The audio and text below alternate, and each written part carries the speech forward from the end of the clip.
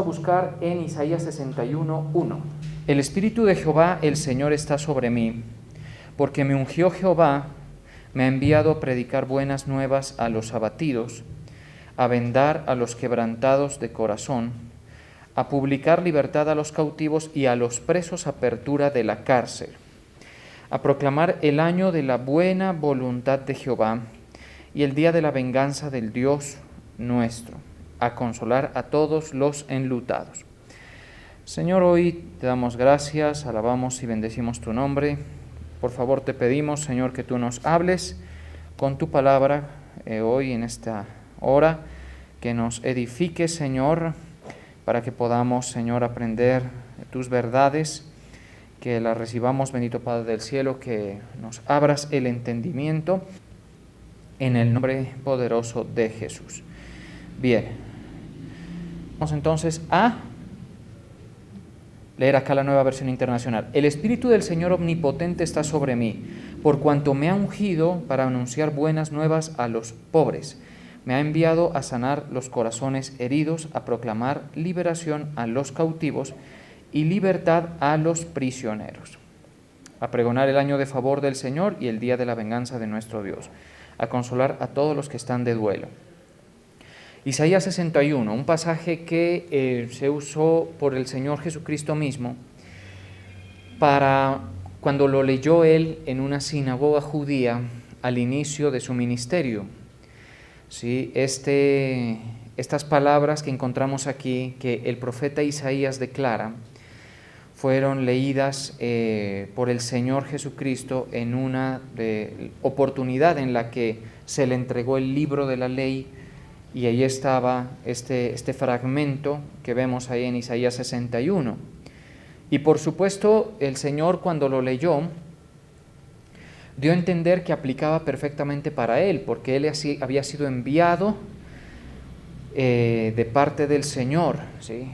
Es decir, para que diera el inicio a esta temporada que aquí llama el año favorable del Señor.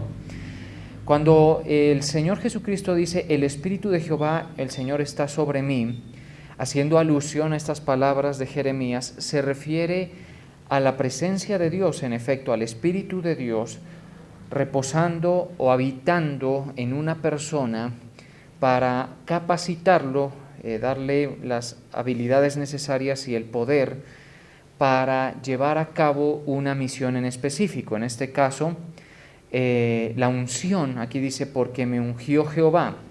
La unción tiene que ver con un derramamiento de la presencia de Dios en una persona para, como les digo, capacitarlo para una función, una labor. En el caso del profeta Isaías, cuando lo escribe, en efecto está tratándose de él, pero también está en sentido profético refiriéndose a aquel tan anhelado personaje que es el Mesías para los judíos, pero que ellos no recibieron por no entender de dónde iba a venir, ¿sí? Es decir, tiene una connotación para el presente del tiempo cuando se escribió en Isaías, pero también proféticamente para el tiempo en el que el Señor Jesucristo habitó la tierra y empezó el ministerio, ¿sí? Y lo interesante del asunto es que dice que la misión es predicar, ¿sí? Entonces dice, el Espíritu de Jehová el Señor está sobre mí porque me ungió Jehová, me ha enviado a predicar.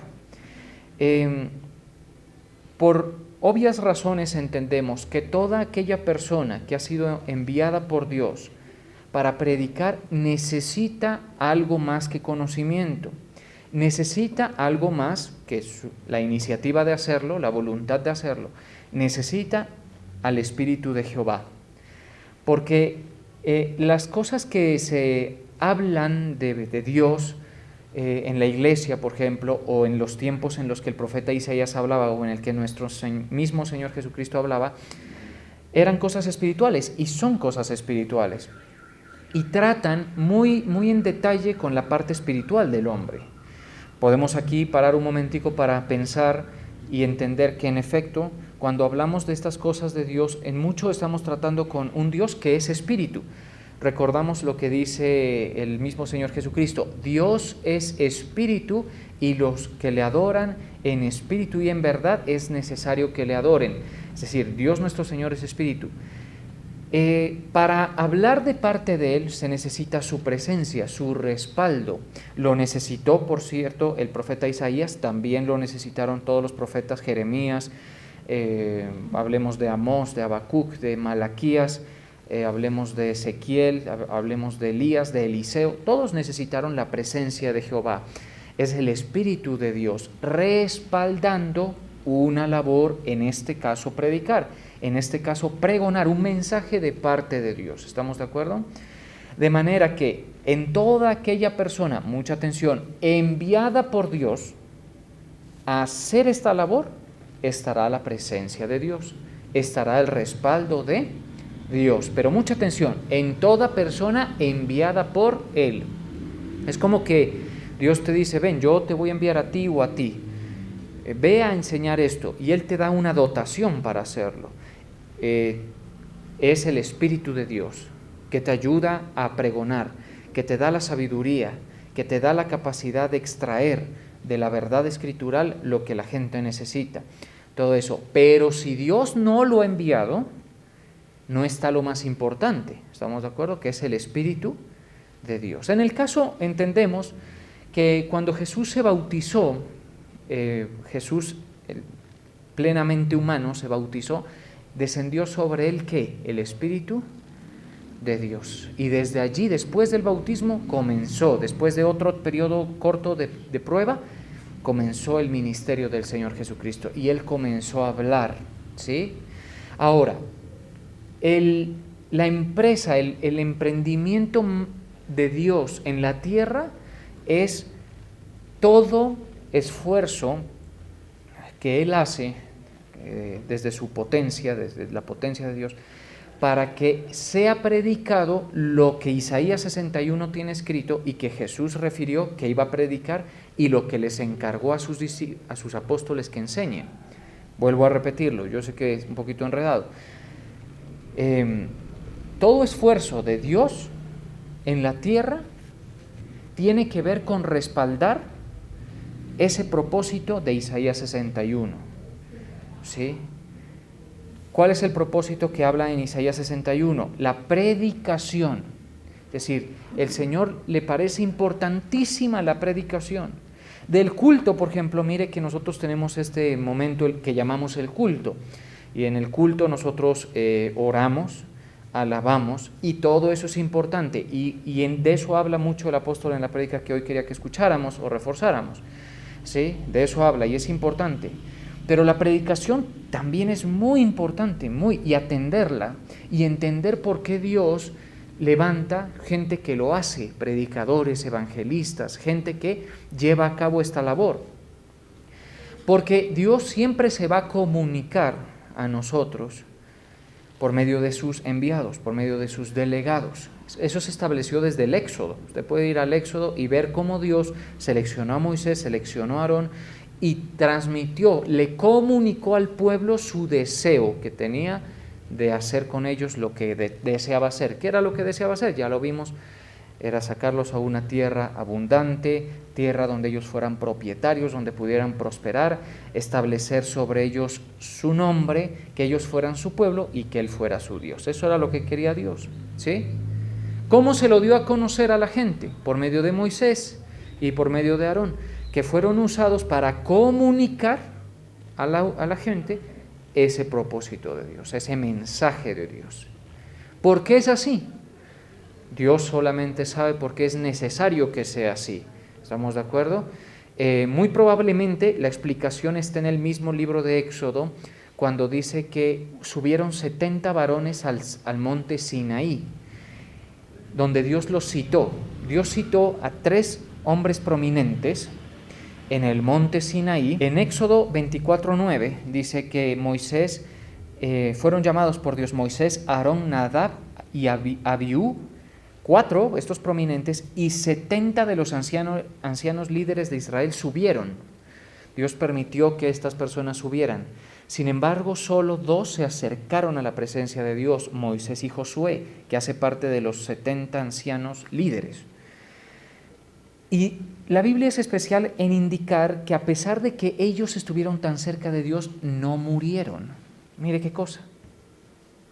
Eso nos da a pensar que si Dios bajara en su gloria, en su poder, desde el lugar donde está, no podríamos permanecer en pie delante de Él. O sea, no puede haber una comunicación directa de un ser santo, como lo es nuestro Dios, poderoso, con un grupo de personas, un colectivo, la humanidad que está por supuesto caída y está por supuesto en pecado. Y eso no es una cosa que usted está en pecado, no, sino que todos lo estamos, ¿sí? Ya cuando Jesucristo entra en el escenario, ya las cosas cambian, viene su Espíritu sobre nosotros, ¿sí? Pero su Espíritu sobre nosotros, que cuando somos sellados con el Espíritu Santo, por haber creído el Evangelio, hace una obra en nuestro espíritu que debe ser discernida por nosotros. ¿Estamos de acuerdo? Está en cierto aspecto funcionando en la parte espiritual. Nosotros, más allá de eso, no vemos del todo una evidencia, ¿sí? Está en la parte espiritual nuestra, en nuestro espíritu, obrando el Espíritu Santo de Dios. Entonces, eso es bien importante. Pero lo cierto es que así lo decidió Dios. Voy a darle su mensaje. Y lo que Dios quiere es que la gente crea el mensaje, ¿sí? Evidentemente. Si no, ¿para qué lo envía? Pues eso sería una perdedera de tiempo. Simplemente haría lo que Él quisiera hacer y no más. Y la gente que o se adhiera o se autoexcluya de lo que Él quiere hacer. Pero no, el Señor quiere que sea predicado. Entonces, ya dejemos ahí Éxodo 24 y volviendo a Isaías 61 dice, me ha enviado a predicar las buenas nuevas a los abatidos. Entonces, ¿en qué se concentra el proyecto de Dios después de nuestro Señor Jesucristo? Que es de donde empieza esto a funcionar a plenitud. En predicar las buenas nuevas a los abatidos. A ver, ¿quiénes son los abatidos? Pensemos un momento en esto. Una persona abatida, que está mermada, que está oprimida, ¿sí? Que está de alguna manera presionada, decaída, ¿sí? ¿Quiénes son? Todos los seres humanos que viven en esta tierra. Estamos en alguna forma experimentando lo que es la imperfección, el dolor, podemos decirlo así, las angustias de la vida, ¿sí? Pero por sobre todo nuestra condición que teníamos antes de excluidos, de que con Dios, con el Dios de Israel, con el Dios que creó el mundo no se podía tratar, abatidos, a vendar a los quebrantados de corazón, a los que han sufrido, a publicar libertad a los cautivos y a los presos, apertura de la cárcel. Mire, o sea, el Evangelio, ustedes saben bien qué significa Evangelio, ¿cierto?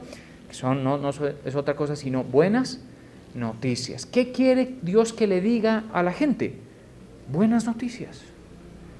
¿Cuáles? Buenas noticias de parte de Dios, que es el que determina todo lo que a nosotros nos sucede. ¿Estamos de acuerdo? Buenas noticias para el ser humano. Así como eran buenas noticias lo que Moisés les dijo a los hebreos, les dijo, ya no van a ser más esclavos, Dios los va a llevar a la tierra del cananeo, del jebuseo, del fereceo, del eteo, de todos estos, los voy a llevar a una tierra de abundancia. ¿Es o no es una buena noticia? Sí, claro, es una buena noticia. Lo mismo es el Evangelio, pero es más elevado todavía el valor de su mensaje. ¿Por qué? Porque es una buena noticia donde el Señor le dice, a partir de ahora voy a perdonar los pecados y tu deuda que tienes conmigo. Tú, pecador, a todos nosotros nos dice eso, me incluyo. Tú, que naciste en pecado, que vives en un mundo donde se ha establecido el pecado, donde se ha seguido la corriente de este mundo que es pecaminosa, a ti te digo, y que por esa razón no tendrías ninguna parte conmigo, esa es una buena noticia. A eso le acompañan muchas más cosas buenas, porque cuando se quita, mire, hay algo bien importante, y es que hay algo que en la sociedad opera en la gente. Cuando usted camine por la calle o vea cosas, la vea a la gente desplegarse en la sociedad, debe entender usted una cosa, y es que mucha de esa gente que uno ve afuera, sin saber, porque pueden haber creyentes que nosotros no sabemos que lo son, persuadidos del Evangelio, pero en general en esa masa de gente que se mueve en la sociedad, en las calles de nuestra ciudad, en el mundo entero, hay dos tipos de personas: los que están bajo la autoridad de Satanás y los que están bajo la autoridad de Dios. ¿Sí? Vamos a mirar eso, Hechos 26, 18.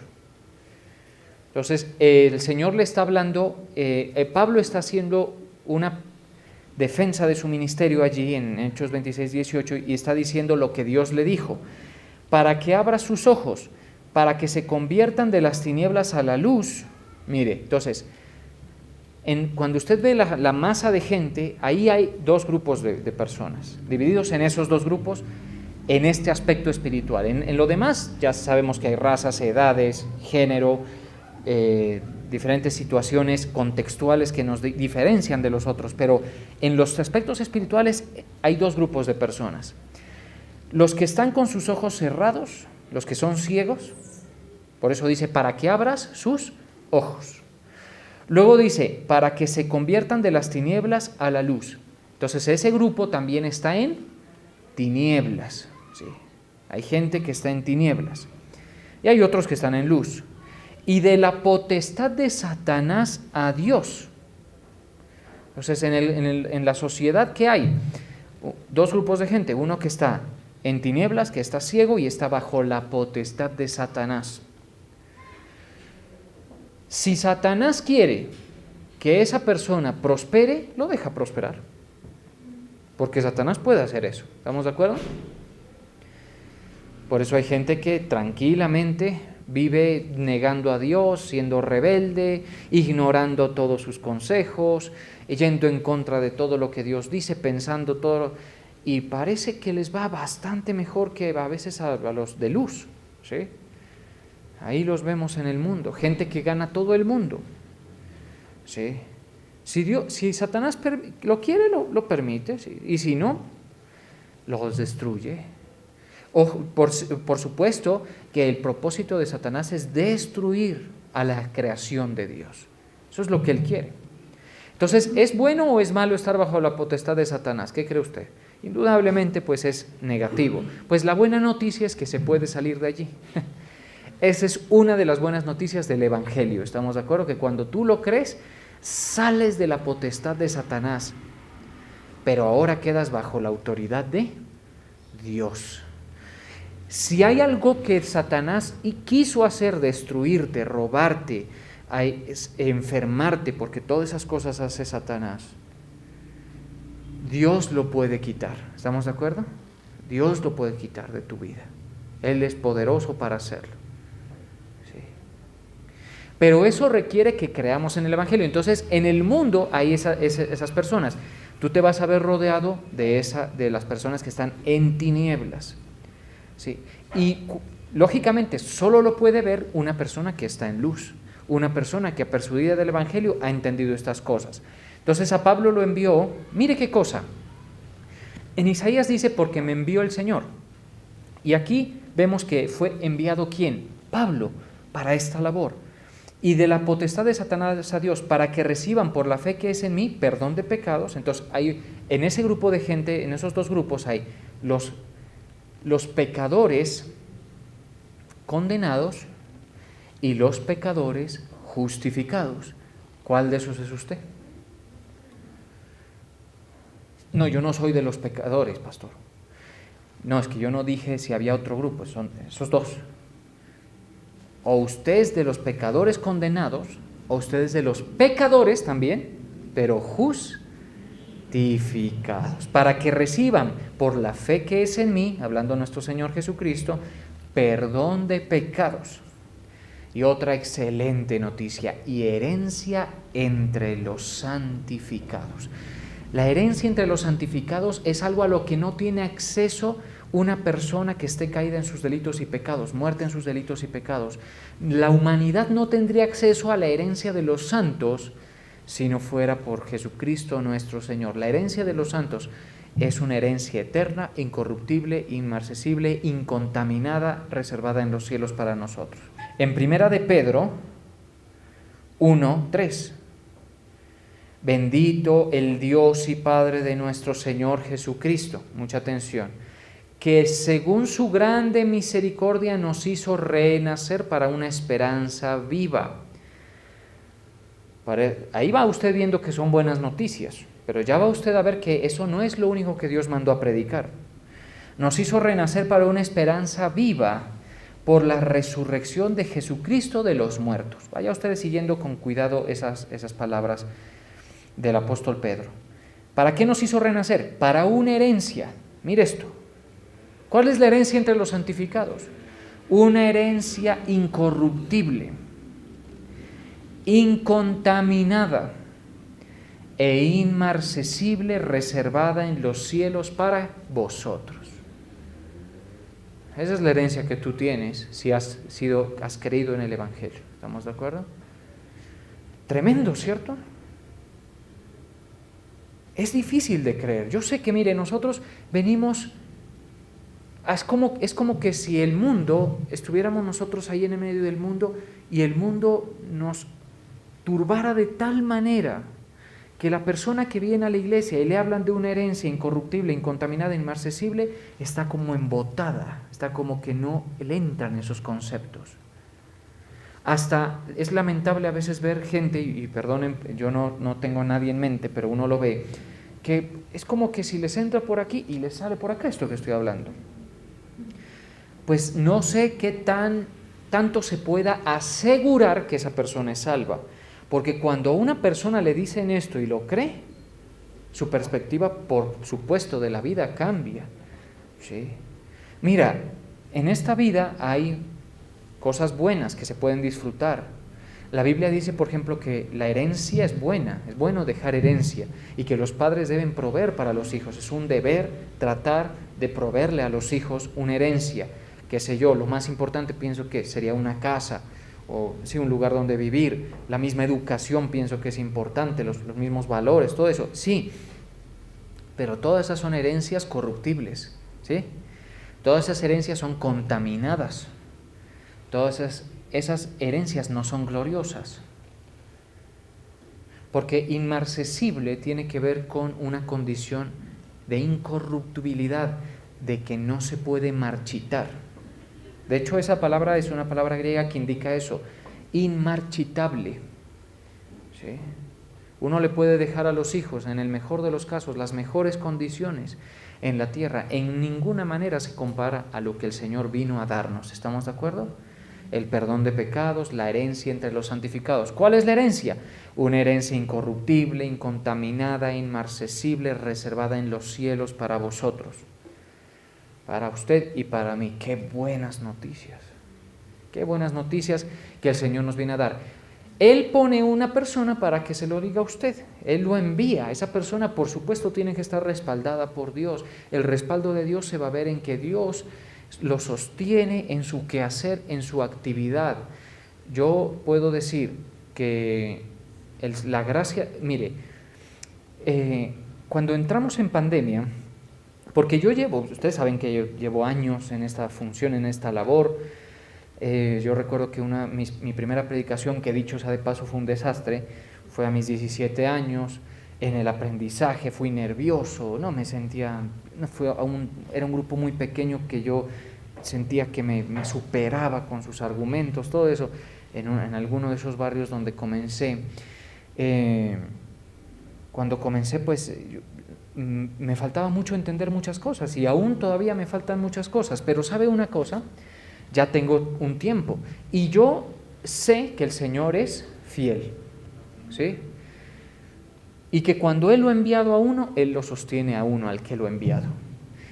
Pero la pandemia fue nueva para todos, nadie la habíamos vivido, ¿cierto? Ni ustedes ni yo la habíamos vivido. Cuando entramos en la pandemia dije yo, bueno, ¿cómo manejamos esto? Porque no nos vamos a poder reunir, porque pues hay estas circunstancias novedosas, cómo vamos a manejar esto que la labor que el Señor me permite hacer. Y el Señor lo que me fue llevando a entender es que Él me iba a sostener junto con, por supuesto, el ministerio en el que estamos, porque somos un ministerio que no estamos predicando porque fue un embeleco nuestro, sino que Dios nos dijo, vayan y háganlo, ¿sí? Que nos iba a sostener. Al principio yo dije, no, pues tengo que llamar al del dueño del local, decirle que esto, que yo no sé qué, que cómo vamos a manejarlo, que no sé cuánto va a durar y todo esto.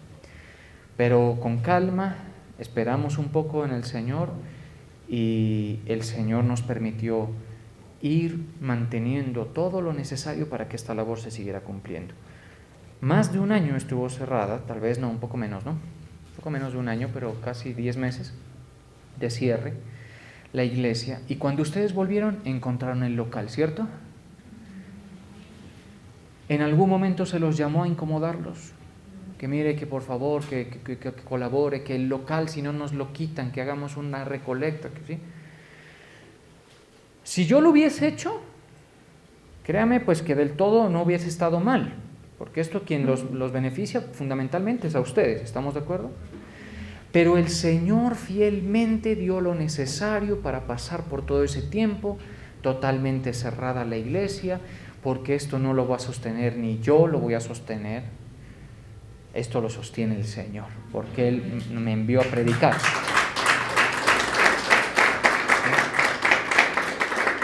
Entonces, si el Señor me envió a predicar, ¿qué espera Él de usted? Que crea lo que le estoy diciendo, ¿estamos de acuerdo? Porque el Espíritu de Dios está sobre mí.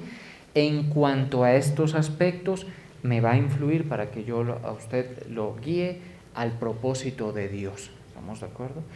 Eso va acompañado de una responsabilidad que Dios le da al pastor, de velar por el alma de la gente como quien ha de dar cuenta. O sea, yo veo a usted y una vez usted me ha reconocido como su pastor, si no lo ha hecho, no. Pero si usted ya me reconoció como su pastor, yo siento la responsabilidad de dar cuenta por usted. Que los consejos que le dé, que las indicaciones que le dé, que las direcciones espirituales que le dé, logren dos cosas. Una, el cuidado de tu alma, ¿sí? Y dos, el que seas apacentado con la palabra, con la verdad de Dios, para que alcances bienestar aquí en la tierra. ¿Se puede? Sí se puede. Por eso usted yerra mucho cuando usted no sabe encajar en este sistema de provisión que Dios le ha dado. Porque, hombre, no me lo tomen a mal, yo lo que menos quiero es decir esto, pero el delegado, el enviado es una provisión de Dios para el pueblo, para ustedes, ¿sí? Cuando usted lo percibe así y usted lo entiende así, entiende lo que Dios le ha dado. Y usted puede ir por este camino de la vida en protegiendo lo que es más preciado, que es su alma, y en un incremento constante de mejora de condiciones, prosperidad en el alma y en muchos otros aspectos. Pero lógicamente, si no me ha reconocido como su pastor, pues yo no tengo ninguna responsabilidad. Eso es algo que tiene como una integración de fe, ¿sí? ¿Qué veo yo?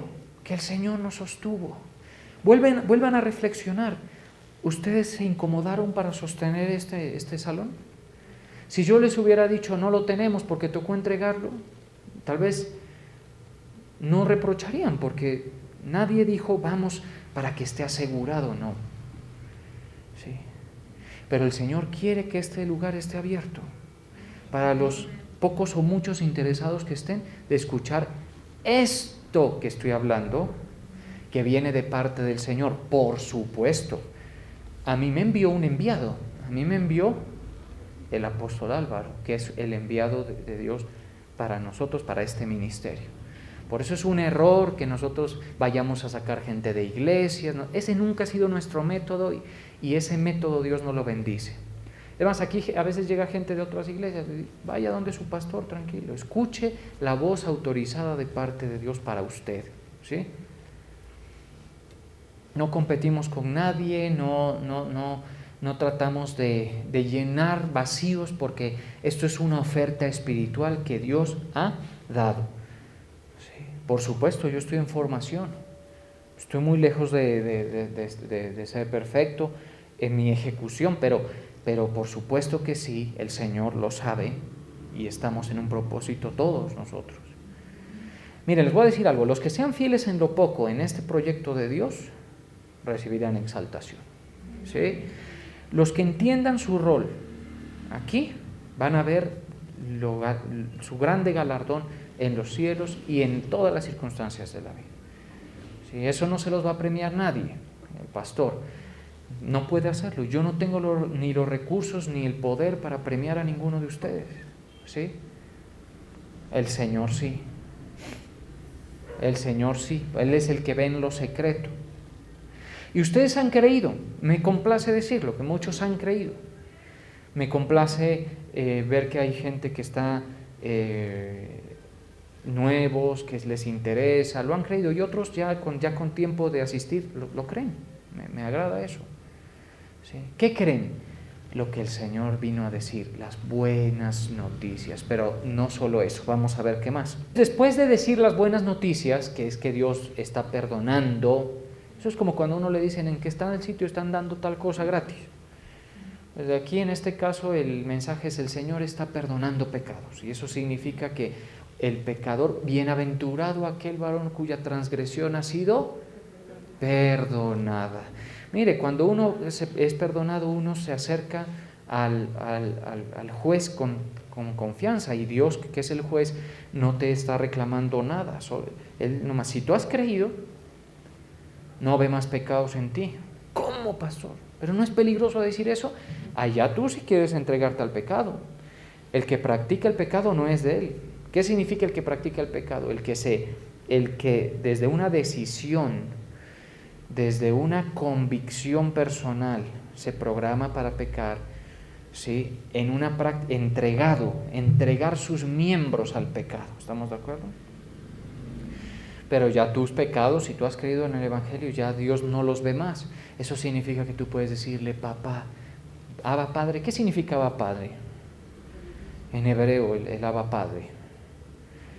Papá o papi, mire eso. Sí. Y uno le puede decir: Señor, mira, ayúdame, tú ya no estás solo en esta tierra, ¿cuál es el miedo? No, pero entonces, ¿por qué sufro tanto? ¿Por qué tanta decepción? ¿Por qué tanta...? En el mundo tendréis aflicción, pero confiad, yo he vencido al mundo. ¿Estamos de acuerdo? O sea, ¿cuál es el miedo? ¿Tú acaso estás solo? El persuadido del Evangelio no está desamparado por Dios.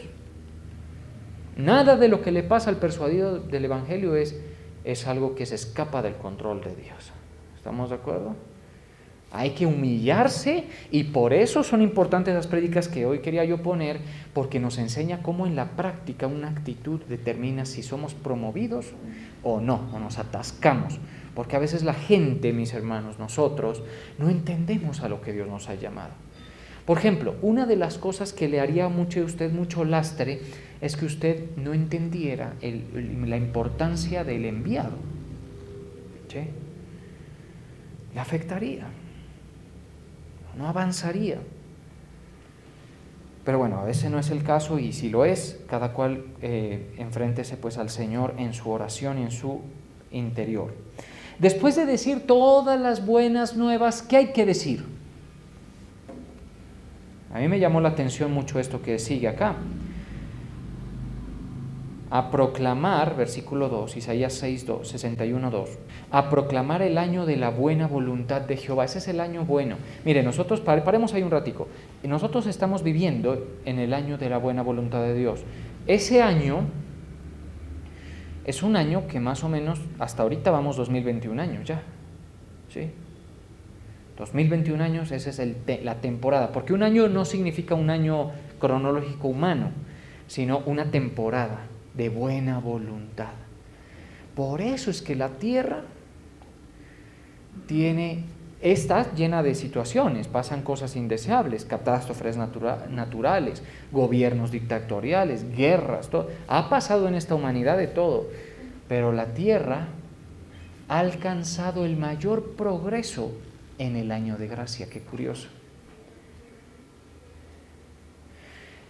Yo en un estudio que hice acerca de la música, nos indicaban que antes la música tenía, por ejemplo, expresiones regionales, por ejemplo en África mucho los tambores y todo este cuento, en otros lugares música de percusión o melódicos, pero sin un carácter tonal, y es después de que el Señor viene y que pasan muchos años, casi 1000 después de eso, que comienza a aparecer la música como la conocemos hoy. Sí. Eso es un progreso, ¿cierto? Así ha sido la salud, así ha sido el aspecto farmacéutico, así ha sido el asunto arquitectónico también, hay un desarrollo, así ha sido todos los demás avances de la ciencia, porque es un año donde el Señor está dejando al hombre en su potencial para darle el mensaje y que los que crean sean salvos. Porque viene, después del año de la buena voluntad de Dios, que viene, lo que está ahí, en el 2, y el día de venganza del Dios nuestro. Alguno dirá, no, pues usted ya iba muy bien, usted es muy fatalista, ¿sí? Por algún lado usted tenía que meternos miedo. No, mire, porque ahí dice que hay que proclamar el año de la buena voluntad de Dios, pero también el día de la venganza. Ese año de favor se va a acabar. Ese es el evangelio de la gracia que hay que creer. Se va a acabar y parece ser que no demora mucho en suceder eso, porque solamente falta un evento profético por cumplirse, solamente uno. ¿Sí? Todos los demás se han cumplido. Cuando uno lee la escatología, todo eso de la Biblia y todo eso, uno se da cuenta que no falta sino un evento. Entonces ya no le queda a uno sino por pensar que eso puede ser que suceda, ¿sí? Donde se cierre el año favorable y comience el día, ¿cómo dice? El día de venganza del Señor, que dura 7 años. Ese es el día de la venganza del Señor, dura 7 años. Empieza los 7 años con el surgimiento de un líder que llama la Biblia el anticristo, que en un periodo de 7 años se va a exacerbar la maldad en el ser humano, pero también los juicios de Dios, la mortandad, ¿sí? El juicio de Dios en la tierra. Pero con toda esa situación después de esos 7 años llega el Señor a pagar a la gente, ¿sí? A los soberbios. Hay unos cuantos pasajes que nos dan cuenta de esto. Vamos a leerlo acerca de la venganza del Señor. Malaquías 4. Malaquías 4:1 dice, el advenimiento, lo titula la versión Reina Valera de 1960, el advenimiento del día de Jehová. Entonces ya a usted le fue predicado, mientras se ubica en Malaquías 4:1, a usted ya le fue predicado el año de gracia, ¿cierto? Ya lo creyó, usted está beneficiado por eso. Al mundo y al creyente hay que predicarle también del día de la venganza, porque si no saben que viene un día de la venganza, ¿de qué es que nos tenemos que salvar? ¿Sí? ¿De qué tengo que ser salvo yo si no hay día de venganza? No le veo yo el sentido al asunto. Malaquías titula esos versos que vamos a leer en capítulo 4 como el advenimiento del día de Jehová, porque he aquí viene el día ardiente como un horno. Qué cosa, oiga. Y todos los soberbios y todos los que hacen maldad serán estopa. Aquel día vendrá, los abrazará como un fuego. Ha dicho Jehová de los ejércitos, y no les dejará ni raíz ni rama. Sí. Mas a vosotros los que teméis, de los cuales estamos aquí, ¿verdad? que hemos recibido el mensaje del Señor. Mas a vosotros los que teméis mi nombre, porque cuando se le dijo del infierno tembló, creyó, entendió, recibió. Cuando le dijo que Cristo pagó por sus pecados en la cruz, lo creyó. Eso es temer a Dios. Mas a vosotros los que teméis nacerá el sol de justicia, ese es Jesucristo, y en sus alas traerá salvación. Usted está volando sobre la salvación. ¿Quién es la salvación? Jesucristo. Y a usted no le toca ese día del horno, ¿cierto que no? ¿Buena o mala noticia? Hermano, ¿por qué tienes miedo? ¿Qué es tan importante aquí en la tierra? Conságrate al Señor, témelo, aprende cómo potenciar, cómo honrar al Señor creyendo estas cosas, y te aseguro que si tú buscas primero el reino de Dios y su justicia, cada cosa vendrá en su tiempo a tu vida. Lo que necesites, ¿estamos de acuerdo? Y si eres muy especial con Dios, ya hasta te prospera así como el apóstol hablaba. Y en sus alas traerá salvación, y saldréis y saltaréis como becerros de la manada. ¿Sabe qué nos va a decir el Señor a nosotros? Venid, benditos de mi Padre, refugiaos un poquito. Hay una versión. Sí, en tanto que pasa la indignación. Ese día de venganza también se le llama el día de la indignación. Vamos a leer un poco acerca de eso. En Isaías 26:20. Anda, pueblo mío, le dice a los salvos, a los redimidos. Escucha bien. Entra en tus aposentos, 7 años en el cielo. Cierra tras ti tus puertas. Escóndete un poquito. Por eso es que la doctrina del rapto tiene mucho fundamento, porque nosotros vamos a escapar de la ira. Vamos a ser raptados y nos va a llevar al cielo a estar escondidos un poquito, mire. Por un momento, en tanto que pasa la indignación. Qué cosa, hermano. Pasa la indignación y volvemos acá, ¿sí? A la tierra. Usted y yo y todos los que hemos sido redimidos por el Señor, la iglesia. Ahora, hay un grupo que se puede quedar, que no puede ser raptado. Bueno, eso lo podemos tratar en otra ocasión. Porque he aquí Jehová sale de su lugar. ¿Por qué la gente dice, ¿y dónde está Dios? ¿Dónde está Dios? La gente dice, ¿dónde? Quiero ver, pues, que venga y que me diga, ¿dónde está Dios? Tranquilo, hermano, aquí dice que Él está en su lugar. Dice, porque he aquí que Jehová sale de su lugar para castigar. Ya viene ese día. Para castigar al morador de la tierra por su maldad contra él. Porque puso que evolución y no creacionismo. Porque puso que lo del género y no el orden de Dios. Porque mentimos, porque envidiamos, porque codiciamos, porque tenemos malas intenciones, porque pecamos de muchas maneras, porque deshonramos a nuestros padres, porque cantidad de cosas, ¿sí? Y a algunos niveles hasta peor, la hechicería, la brujería, la idolatría, el abortismo, todas esas cosas. Qué terrible. ¿Sí? Para castigar al morador de la tierra por su maldad contra él. Y contra el prójimo también, por supuesto. Y la tierra descubrirá la sangre derramada sobre ella y no encubrirá ya más a sus muertos. Por eso dicen que al cuarto, tercer sello nomás, ya la cuarta parte de la tierra muere. Eso es una cosa seria en el Apocalipsis. Volvamos a Malaquías. Hollaréis a los malos, los cuales serán ceniza bajo las plantas de vuestros pies, en el día en que yo actúe, ha dicho Jehová de los ejércitos. Malaquías 4:3. Finalmente, mis hermanos, segunda de Tesalonicenses 1:6 nos da cuenta de ese día de indignación, de lo que se llama la indignación, de lo que llama el advenimiento de Jehová. Entonces, para cuando el Señor lo unge a uno, ¿para qué lo unge? Para que les hable estas dos cosas, la buena voluntad y la venganza. ¿Estamos de acuerdo? Sin la venganza, la buena voluntad no tiene sentido. ¿Sí?